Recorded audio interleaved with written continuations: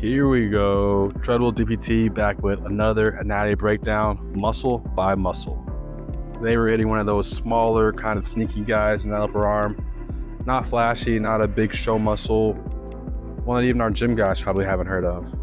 But it's a big stabilizer and one of those muscles that makes the big boys more efficient.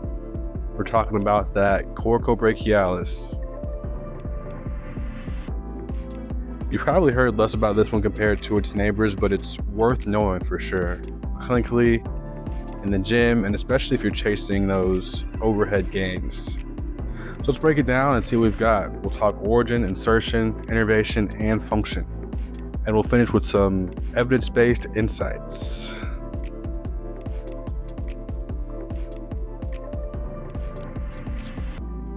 The coracobrachialis is a deep player in that anterior arm. Coraco indicated that it originates on the coracoid process, and brachialis pointing to its insertion onto the arm, specifically that humerus. To get more specific, it originates on the tip of that beak-like coracoid process of the scapula, right alongside the short head of the biceps brachii.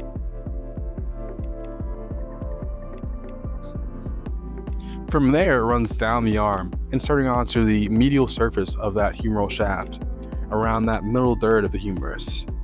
Of course, deep to that biceps brachii and right next to brachialis. So to summarize, origin at the coracoid process of the scapula, insertion onto the medial humerus, running down nice and vertically alongside the short head of the biceps.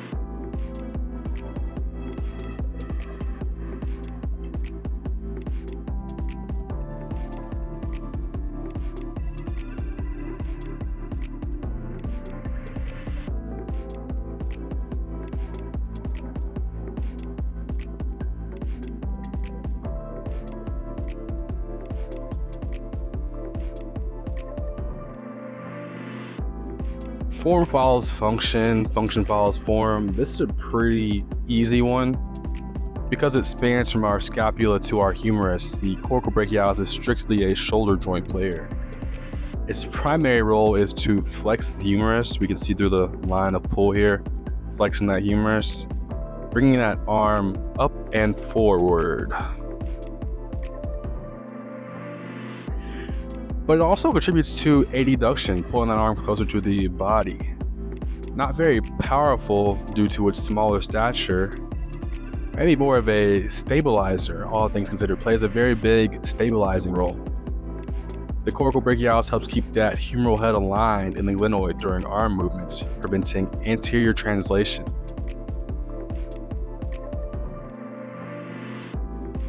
It's definitely not doing the heavy lifting that the biceps, deltoid, or pec major do, but it adds reinforcement, especially in those controlled movements like front raise or bringing something in tight against your torso. So think of it like a quiet assistant, small muscle, but a steadying hand on shoulder control.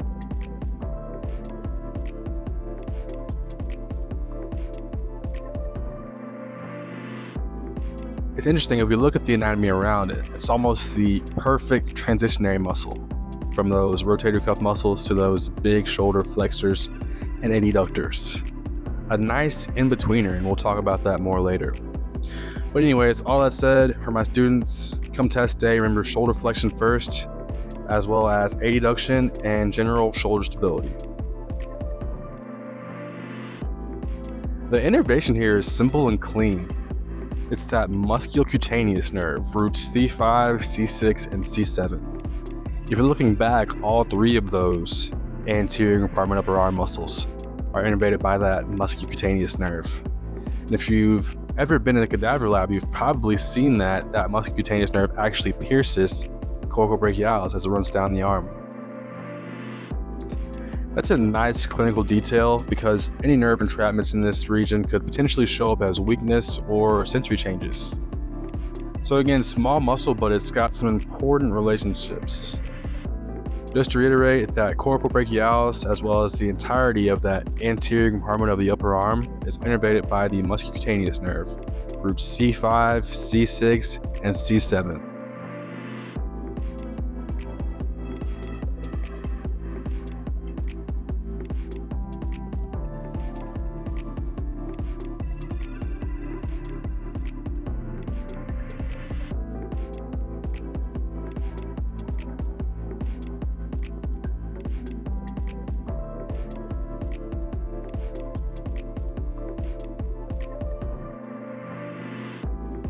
It's funny, clinically you might never even hear me say coracobrachialis. In the clinic I probably never referred to it, alluded to it, or even mentioned it.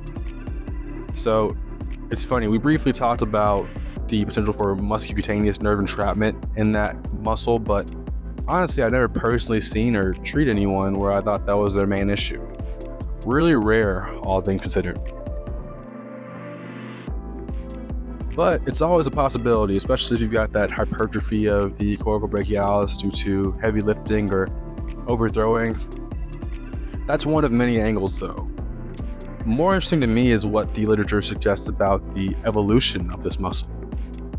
Because when you step back and think about it, do we really even need a coracobrachialis? So we've got bigger and stronger shoulder flexors. We've got bigger and stronger shoulder adductors, and our rotator cuff muscles are our primary shoulder stabilizers. So why do we really need a coracobrachialis? Something to consider, morphologically this muscle is all over the map.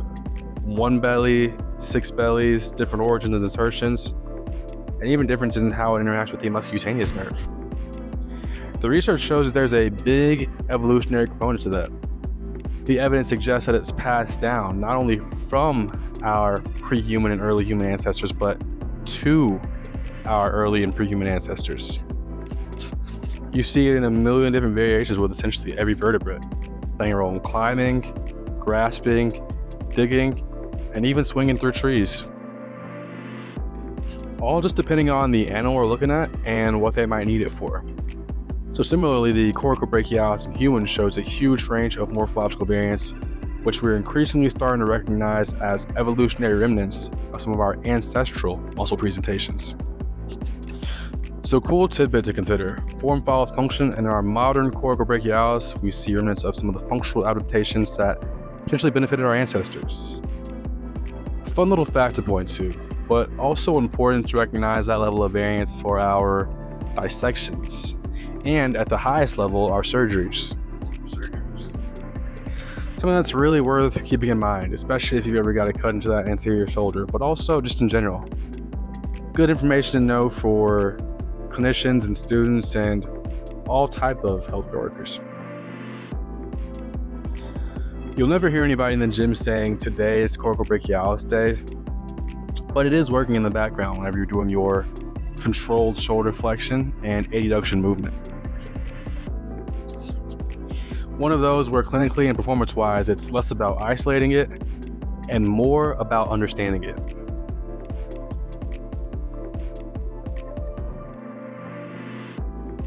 Very, very interesting muscle. Knowing it's there, knowing how highly variable it is in its presentation, that helps us connect the dots on a lot of shoulder stability problems, as well as those weird, lingering anterior arm symptoms.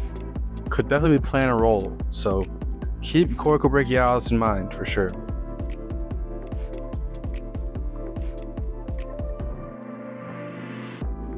And there you have it, another one.